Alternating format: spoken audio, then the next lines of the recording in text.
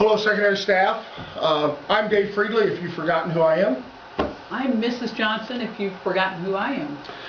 Dr. Johnson suggested that I come down and we do this little flip introduction about technology, and so we're going to take just a few minutes, put it out on the web for you, let you look at it, and then we hope that next week, when things settle down and we don't have track meets and NETA and everything else, that we'll get together and give you an opportunity to chat about this and to ask questions and to do whatever we need to do.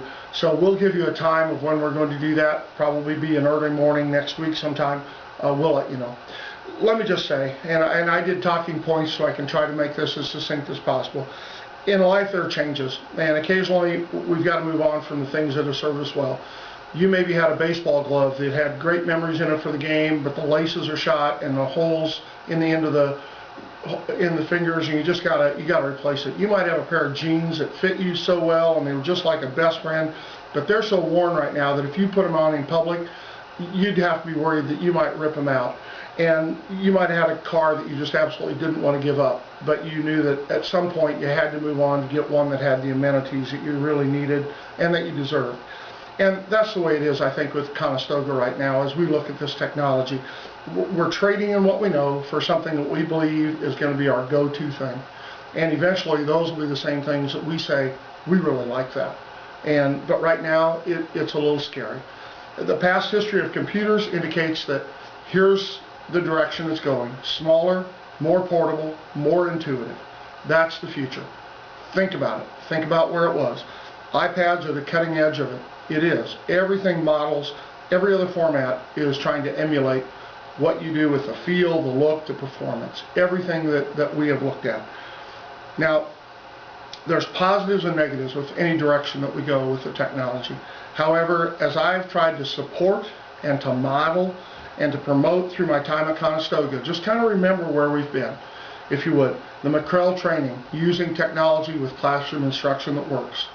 Electronic lesson plans that I asked you to do. Updated intuitive school web page.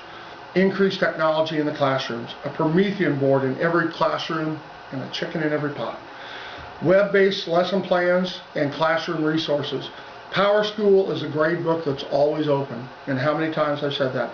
I've tried to model the use of Twitter and Facebook and Flip Classroom in ways that you might use it and feel comfortable that you could too. Encouraging the use of technology in all aspects of our school and in education. I'm going to say it again. It's not about the device, people. It is not about the device. I proved it again today when I took my PC and my iPad and I opened the exact same page and went to it, and regardless of what was there, I could see it on either format, and so could Dr. Johnson. In the same way that it is right now out in the world, as parents and students have that. If it's set up right, anybody can use it. I've been to other districts that are using one-to-one, and I think they really do it in name only. It's like, show me what you've done, and it's like, well, look at this cool video we made. This last week, as we toured around and saw a school, we saw, I think, really what kind of solidified it for me and for Dr. Johnson, a school using iPads where from the moment they walked into the classroom, you could tell it was an instructional enhancement, not an add-on device. And there are things to learn from that, and it helped me, and it did kind of turn a corner. I've been all over the board on this. iPads, not iPads, laptops, tablets, PC, Mac. The reality is, whatever we choose, it can be done. If it's done well, it can be done right. And if it's done right, it'll probably be done well. We've got people that are using some of these technologies already, and they're out there and can help each other. Now, some of our existing technology is going to remain. 7th and 8th grade, we are not going one-to-one with. What does that mean? It means there's nothing wrong with being dual platform, and that's where we're going to be. Now, money provided, and we don't know what that looks like. We know what it looks like for the next couple of years. Money provided, we're going 9-12. But you know, if we get to a place where right now we can't do that in junior high, there's nothing wrong with being dual platform. Heading into the world, every business does their own thing. It is not strictly PC based. Some of you are so young you don't know what an Apple IIe computer is. It's the first one that I had. When I went to the NDE, I got pushed into Macs and went out and bought a $2,500 Mac computer. When I went to Omaha Nation, I was pushed into PC. Then I chose an iPhone over a BlackBerry, and I've embraced the iPad. And when I do this video, I'm going to upload it on my Voyager PC. Okay? That's just the way it is. It's okay to be dual platform, and all these changes are not going to happen immediately.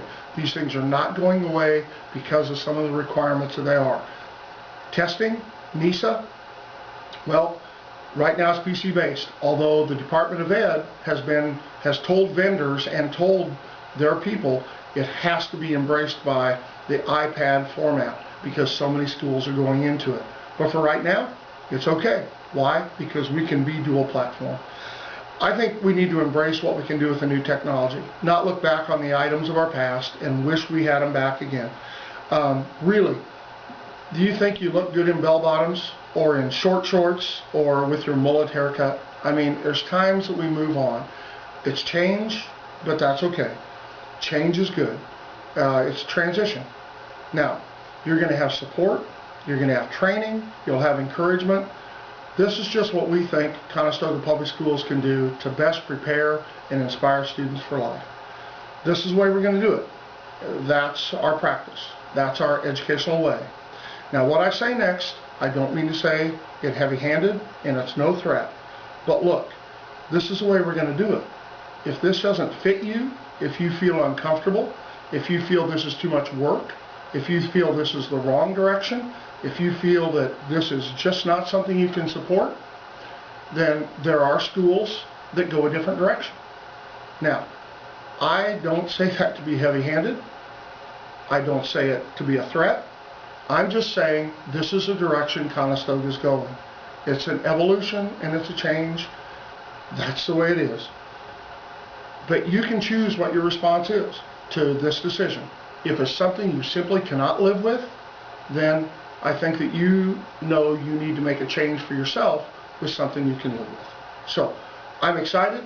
Have we been all over? You bet. But now, decision, time to move. Dr. Johnson. Awesome. I think Mr. Freely could almost quit his day job and go into TV news broadcasting. But seriously, don't quit your day job. I'm just going to kind of focus on a few things. Yes, I did send out an email that said we are going to go with student devices using iPads, and the teachers are going to be able to use Mac Airbooks and then Apple TVs. And we've spent a lot of time, a lot of days, researching, looking into what's best for students, what's going to be our best devices, teaching and learning tools, and it came down to making the decision, and we are going to go with iPads. We visited some schools, and we looked to see how students were using these devices, and I really saw it finally, our visit Friday last week. We saw the iPads, like phones, cell phones, as kind of an extension of the person. So we saw these iPads as an extension of the students. And it's no different than 15, 20 years ago. I used to wear a watch, and it was part of what I wore every day. I see tablets as being an extension of the students. And we don't want students to confuse the use of their device at school with what they use at home. And they use iPads at home. That's the majority of the devices that they currently have. We need to have one and the same. It's got to be the same device whether they're at school or at home. It's got to be used together as one. We want the students to learn how to think using these devices. And it boils down to that 21st century skills mindset. iPads are like our cell phones. They are to be used for communication, collaboration, creativity, and then critical thinking. And it's how we start to develop what we do in the classroom. We are teachers, that is true. But I also see that our classrooms are going to be more of a think tank, where we've got a group of students working together. The teacher's the facilitator of the learning, and it changes what and how we do during the day. I think the iPads will be a multi-purpose tool where they're going to be able to access information, record information for quick access. But then I also see students using that to make critical decisions. And classrooms aren't going to be more places where students are to recall information. Their information is going to be on the tablets. And so going back to iPads, we just think that's the best choice currently right now for schools, is the iPads over the PCs. And it's becoming multi-platform, where they're starting to have a nice little marriage between the two.